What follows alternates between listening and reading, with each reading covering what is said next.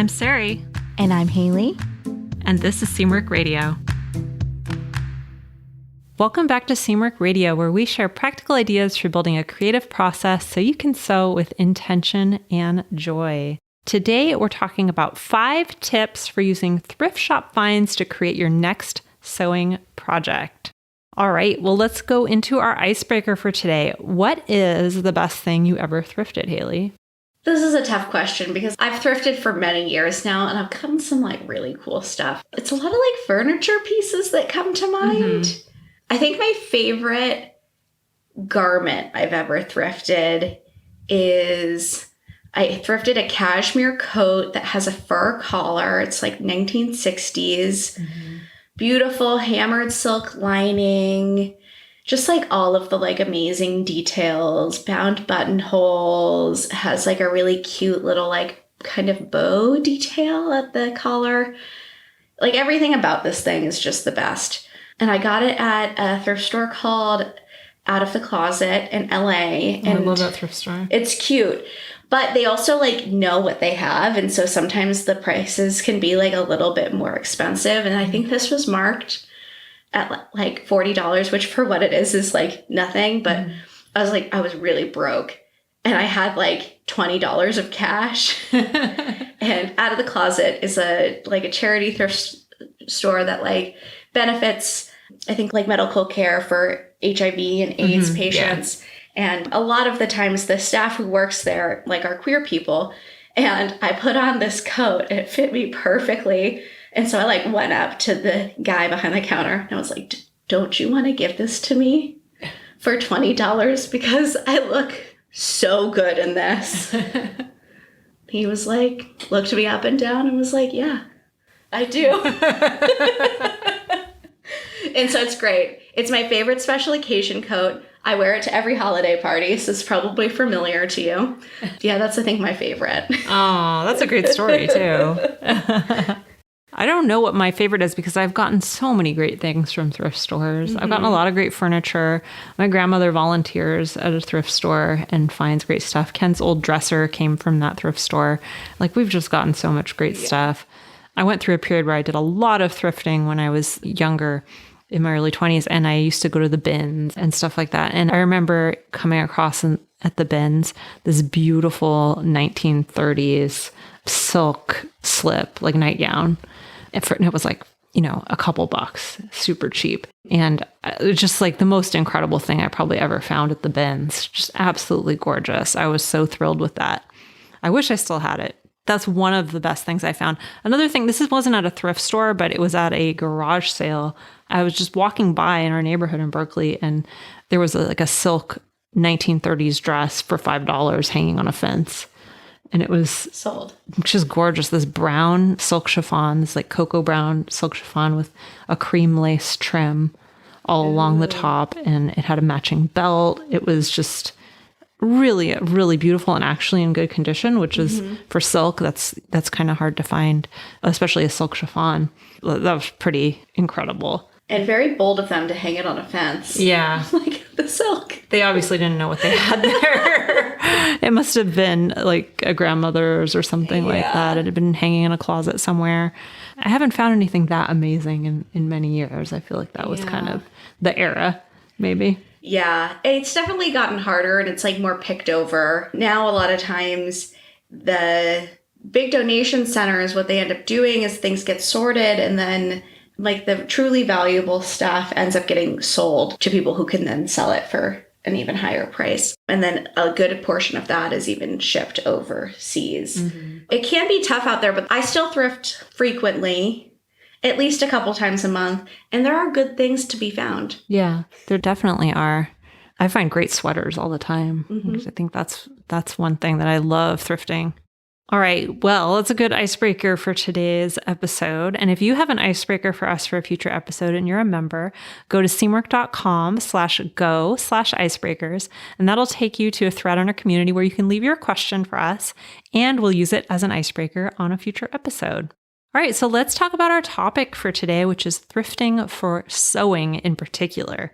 So there's a lot of waste sometimes in sewing. And I think a lot of people get into sewing in order to reduce waste and to really lessen their impact on our planet.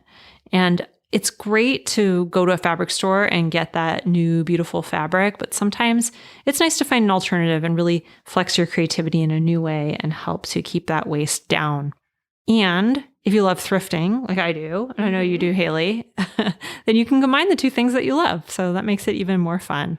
How often do you hit the thrift store for sewing supplies? Well, like I said, I probably go like a couple, 2 to 3 times a month to the thrift store. And I always check whenever I'm there for like various things, which we will get into in our tips section. But I always do like I have like a circuit. I always do my circuit, and that includes things that can be used for sewing. What about you? I don't thrift as much as I used to just because of where I live. I'm not really near as many stores generally, so I just don't go to town as much. So I probably maybe hit up a thrift store, including like antique stores and things like that, maybe once a month. And I always look for sewing related stuff, whether that's old patterns or buttons or trims or fabric. I always keep an eye out for that stuff. So I mentioned my thrift store circuit. This is one of my favorite questions to ask people who like to thrift. Do you have a thrift store circuit or like a strategy when you go? So I usually start with clothing items. And it really depends on the thrift store because every thrift store is laid out differently and every thrift store has a different sort of specialty or thing that they do really well. So there's one by our office. I don't know if you've ever been there. I don't remember what it's called, but it's a very large thrift store. The Hollywood one? No, it's not. It's not the Hollywood one. It's a different one. It's like a true thrift store. It's very grungy and big. And they have like a lot of home goods and like small home goods, like brass, especially brass candlesticks and things like that. Tons and tons of it. So some thrift stores are going to do better at that. Some are going to be more on the clothing side. This particular one has some good clothing, but it's often quite dirty. So it's, you have to kind of know those things about your store. But I usually start with clothing. My favorite areas for the clothing are going to be sweaters and blouses. I will look at everything else, but those are the two areas where I have the most luck. And I try to keep an eye out in the sweaters area for the right texture. So I've been thrifting since I was a teenager, so my eye is drawn to it. But if I see cashmere or if I see something that looks like a high quality, fluffy knit, I'll gravitate towards that. And same with blouses. I'll look for silk. I'll look for those fancier fabrics or the right colors and patterns. So that's usually what I do first. And then I'll go and look after that at bags and home goods. And for those, I'll pretty much look at everything because you never know what you're going to find in the home goods area. Included in that, I'll look for all the sewing stuff. Yeah. If there's sewing stuff, I will definitely check it out. What about you? Well, I have the controversial opinion of I like to start with home goods. Because I feel like it's a good warm-up. You don't have to like dig quite as much usually when you're looking at the home goods, like furniture especially, but like the small section. Lots of times, depending on the thrift store, it's like pretty visible when you're scanning the shelves. And then that helps me to determine whether I need a cart or not. Smart. I warm up, I get a cart if I need it.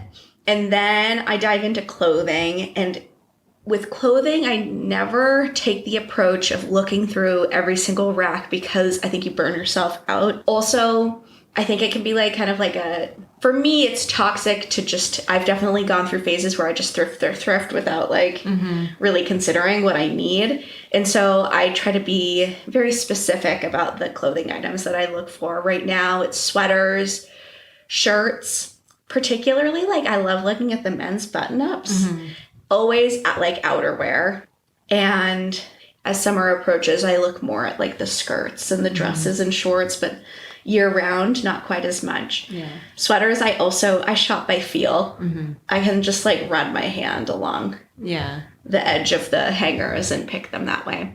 And then from there, I go into like, I always look for silk scarves because I collect them and like accessories, bags, jewelry, that kind of stuff.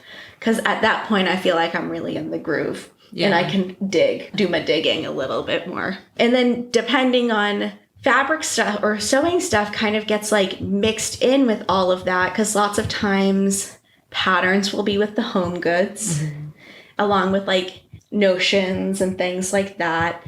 And then fabrics, like curtains, all of that kind of stuff. It can be like hung up a lot of the time. So just as I come across those, that's kind of a little more haphazard, I guess. I think you bring up a good point about not burning yourself out. I think that's another strategy that I definitely employ, because if I spend too much time in a thrift store or one of those huge vintage malls that has tons and tons of stuff in it, the more time I spend, the more my energy goes down and I get just overwhelmed and I don't know what I want anymore and what's a good deal and what's not a good deal. So I've found that I have to move quickly. The same thing in a fabric store, actually. When I'm shopping for fabric, if I'm in the fabric store for like 2 hours, gosh, it's just, it doesn't work. I just get so exhausted by it. And you get kind of like, it's like a form of decision fatigue. And sometimes you end up like buying something where you're like, why did I buy this? Or you end up like passing up something that you like regret later. Yeah. So I think it is important to like, I guess our first tip would be have some kind of strategy in mind when you go to a thrift store. Yeah. If that's not something you already do. Yeah. And go for the things that you are most likely to find, I think, first. That's kind of what I do, because I know by the end I can be very, very exhausted by the whole thing. So I think we've already got some good tips for you guys. Yeah. All right. Well, let's talk about our tips today. Okay, well, I will kick us off with our first tip, which is to look for alternative textiles.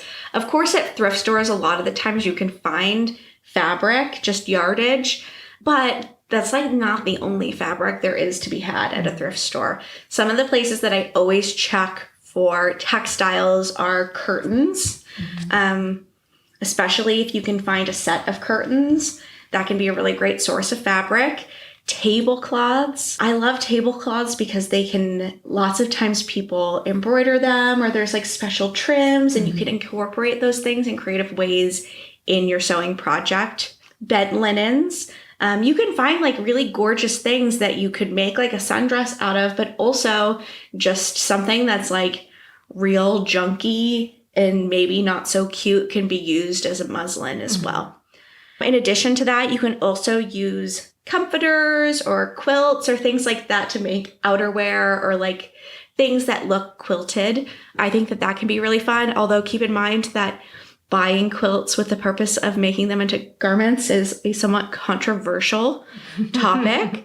But, you know, you do you. You can read an article. We have an article about that at Seamwork, and the article is called A Living Garment When Quilts Become Clothes. So definitely check that out if you're interested in learning more and thinking about the controversy of quilts as clothing. You can also sometimes find quilt tops at thrift stores. So somebody has made the quilt top but never actually created a quilt out of it. And those can be fun to play with too, either to finish the quilt or to make it into clothing if you don't want to cut up an actual finished quilt. They make me kind of sad sometimes when I see them. Why didn't they finish it? Why didn't they finish? Yeah. Could be a variety of reasons. I have a couple of vintage quilt tops that I've been meaning to finish that are unfinished, sitting in my garage, and I just haven't been able to get to it. But it's not there anymore. But I don't know if you remember this, but there used to be a crafting thrift store in Portland. Do you remember this? Called Knit and Kitten. No. Oh, it was called Knit and Kitten, and it was a craft thrift store. It was a thrift store just for craft supplies. It had patterns and yarn and fabric, and it was just this little tiny hole-in-the-wall place run by this lady and her daughter, I think. I miss that place. That was really fun. I miss that place, and I've never been.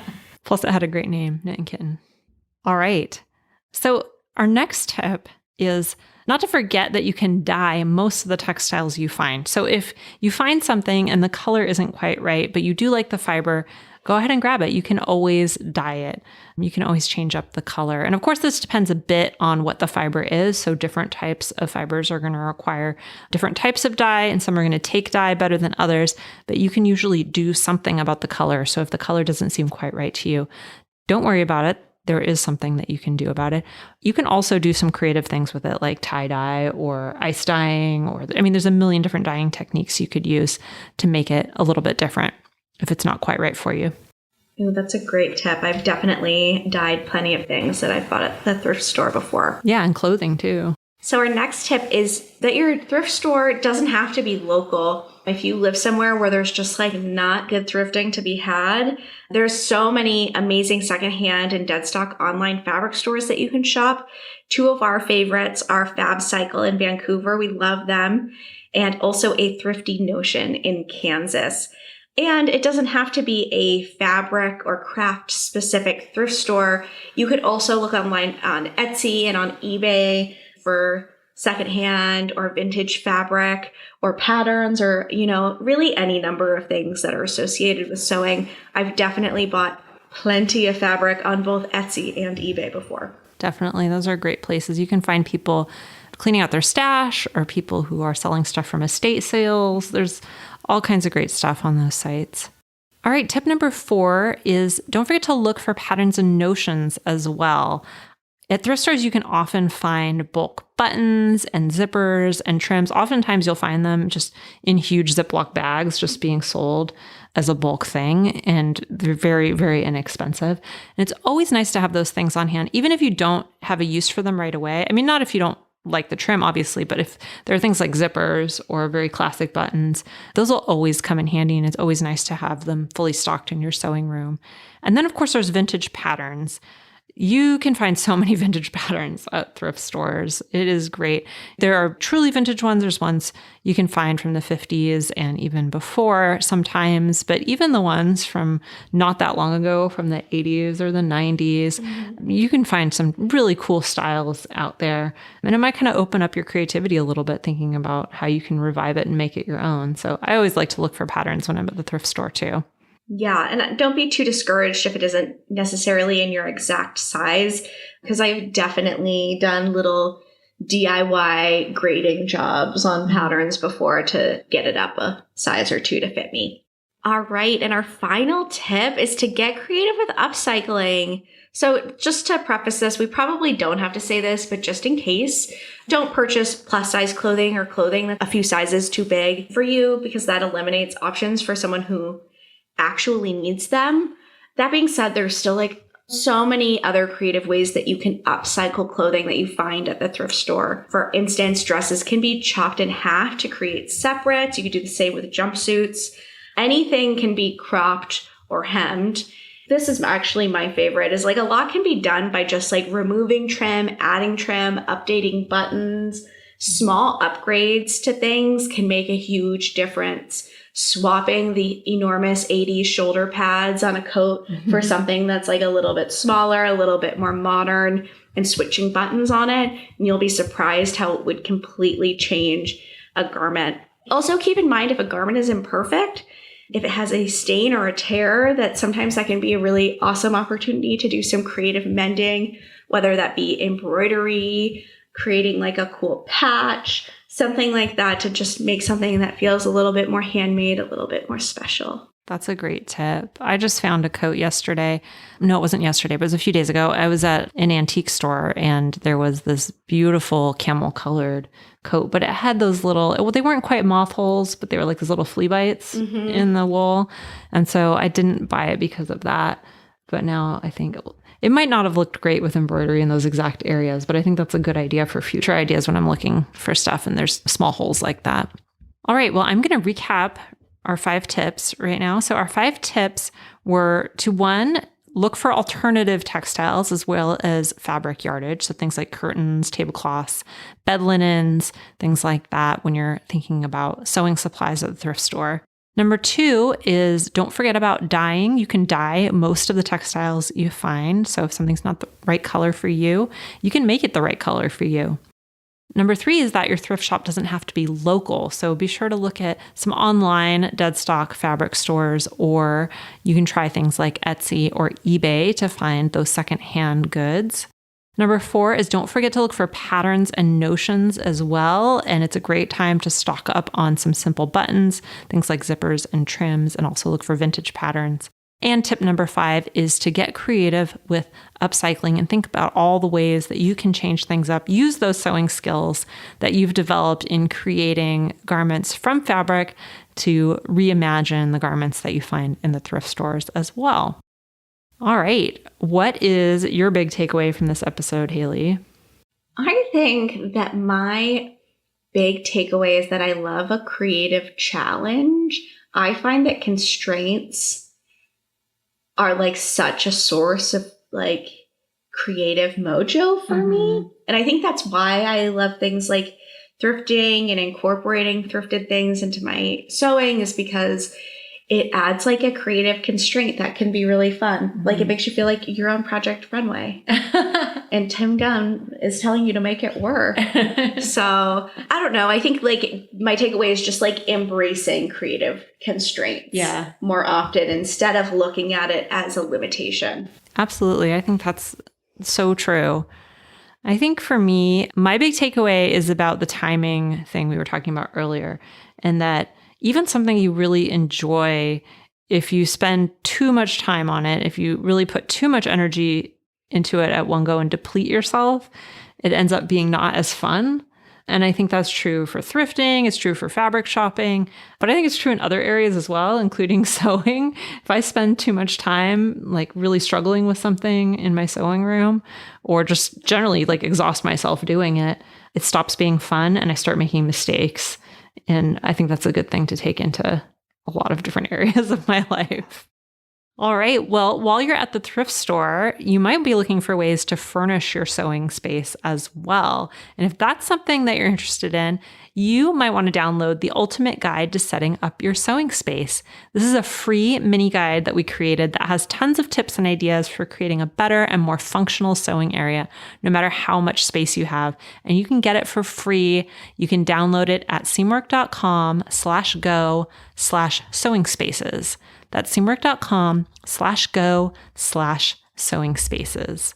All right. So if you loved this episode, would you consider leaving us a review or a 5-star rating on your podcast platform of choice? We really super appreciate it. We have one today that I'd like to read from Publisher 66. And this person says, "Great podcast. I often get bogged down with fear, just lack of confidence. I need to sew more to build my confidence. Fitting is one of my fears. I made a skirt and I didn't like the way it fit and it did not look good on me.